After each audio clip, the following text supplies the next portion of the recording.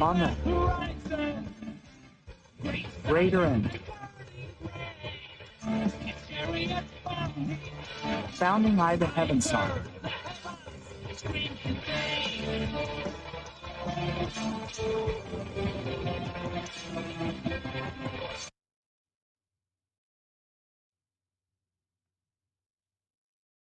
Hello everyone and welcome back to a new video in which we will continue talking about the factions of the Dawnless Days, a mod for Total War Attila that transports us to the world of Mr. Leonelli's setting and which should be released as a campaign by the end of this year.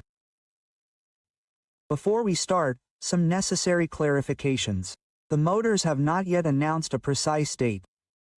As moders, they work on it for free in their free time.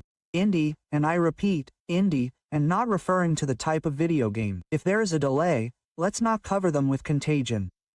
They do it out of passion and we can only thank them. It is still a work in progress, so there may be some differences regarding when the campaign will be released. If you want, the team needs some people to contribute to the mod. They are looking for certain figures that you can see in their Discord. I'll leave the link in the description. In the description I'll also leave the link to NexusMod to download it, reminding you that at the moment you can have fun playing individual battles alone or with friends. On the channel you can also find, if you need it, the video on how to install from mod. You can find the link in the description. As always, let me know your opinions in the comments and leave a like if you enjoyed the video. Thanks to all of you.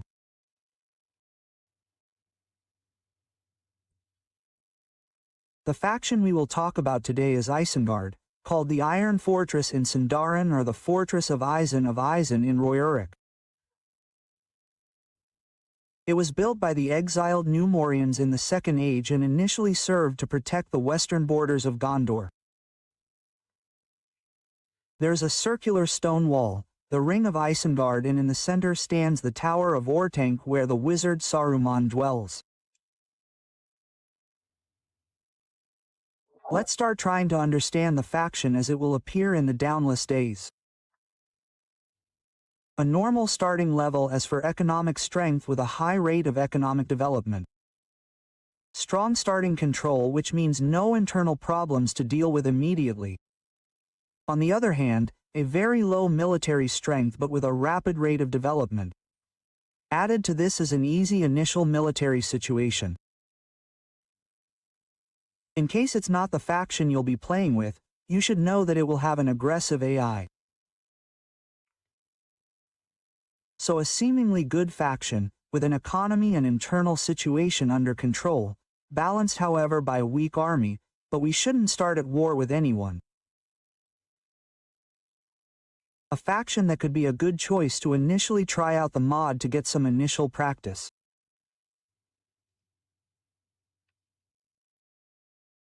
Main themes of the faction: evil power, heavily industrialized, capable of producing professional and numerous armies, capable of a lightning war against Rohan and Gondor, to paraphrase Warhammer in the Taos years.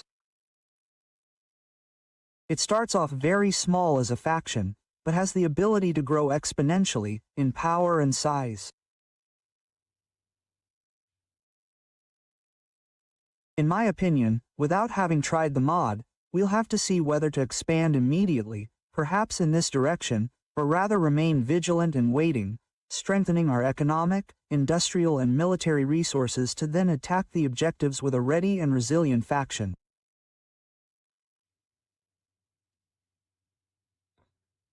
Delayed start. Saruman hides his true intentions at the beginning of the game in order to increase his power later on. Very interesting aspect.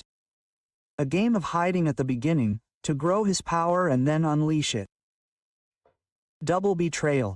Saruman has his own plan for the One Ring and only helps Sauron as long as it is useful. As anyone who has read the book or even seen the movies, Saruman seeks to become the absolute power. A small appropriate start. Build your empire. And here we come back to what I was saying before. Initially we should look for an area to increase our dominions without causing problems with stronger powers at the beginning.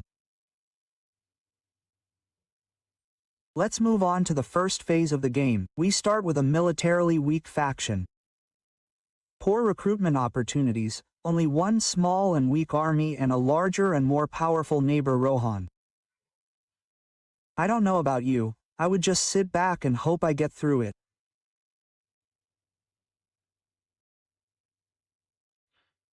Challenges of Phase 1. It's partly already said, a small and weak army composed of men and low-level orcs.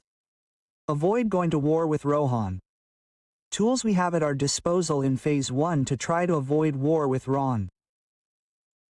We will be able to do this through a script, the Scouts of Ran. We will also have the ability to quickly create armies linked to the mechanics of the industrial power bar. The first, I believe, will be a series of events with which, through the choices we make, we will be able to prevent Rohan from declaring war on us. We will certainly have to chew on bitterness and suffer malice, but it will be necessary.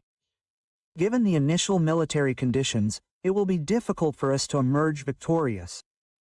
The second will be a bar linked to buildings constructed in the military chain, but perhaps, I believe, also in the industrial chain. This mechanic will allow us to recruit numerous units in a few turns, and I think it will also allow us to unlock additional units. The entire first phase will be characterized by the first of the unique mechanics of Isengard, the first betrayal of Ortank. Buy time to increase your strength and attack Rohan once you are ready. When the first betrayal is committed, it will bring serious diplomatic consequences to our faction. I imagine that relations with all the good factions will collapse, and we would do well to have our flanks covered.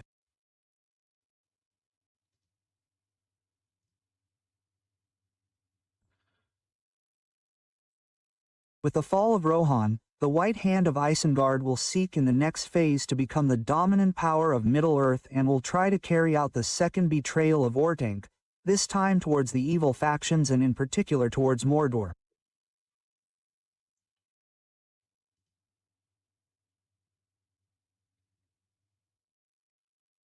In terms of challenges, we will have to continue to feed our war machine, continuing to improve our military infrastructure, arriving at a large and well-trained army, thanks to the exploitation of the mechanics of industrial power.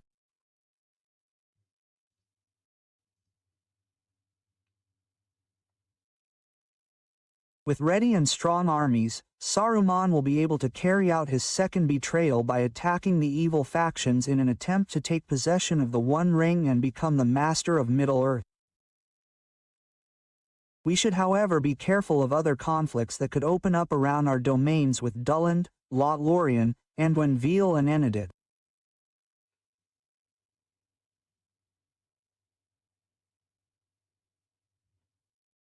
If you have an Alcibiades-like nature, the Isengard faction is the one for you, ready to betray everyone and everything to achieve true power.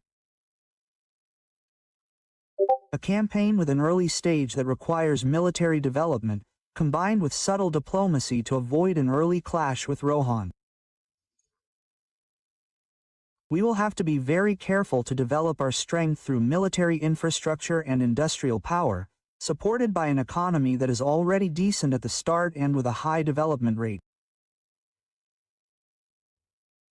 You will then be able to mask your true intentions to unleash your power when you are ready.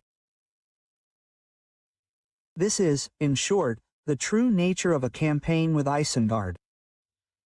I await your opinions on Isengard and how interested you are in a campaign with it. Thanks everyone for watching this video. Leave a like if you enjoyed it. From the Old Bastard.